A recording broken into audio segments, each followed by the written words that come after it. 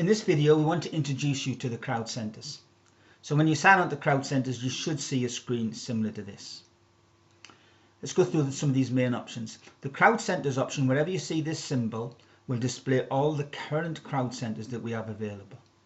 The center news will display the latest news for that individual center, and then the guide will display a user's guide for that center.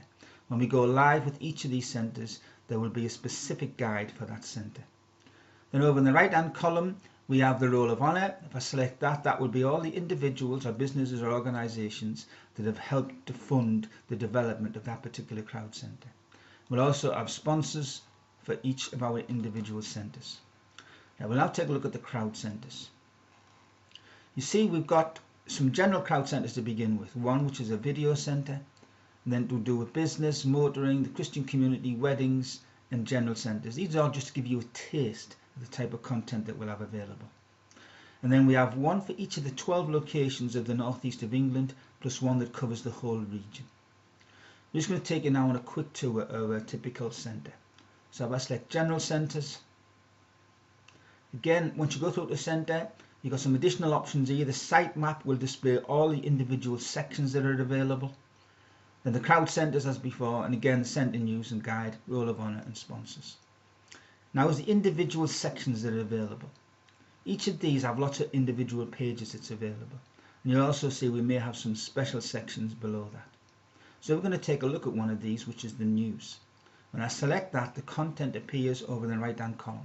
So these are all the current pages that we have available. We'll take a look at one of these, the BBC News. So this is a page just for BBC News files. Again, you'll see a similar screen with icons.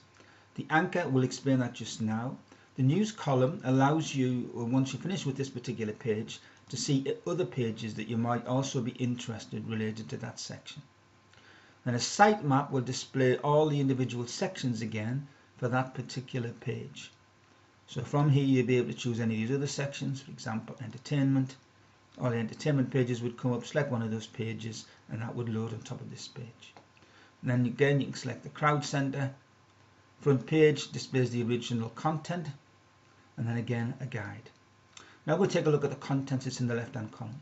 Most of our pages are like this. The individual information files appear in this left hand column. If you select a file, then the content that's available relating to that subject will appear in this main viewing area. These two columns are in sync with each other. That's why we set up the anchor option. If you select that, it moves the line to the top so that you can then use both columns together. If a particular headline interests you, select it. It will then go through to the source provider of that content, which in this case is the BBC. Once you finish reading that page, you simply exit. You can now choose another page or another subject, for example entertainment. So that's just a quick look through the crowd centers. Take your time to look at the rest of the content. At any time you can go back to the front page by selecting the crowd center option at the top.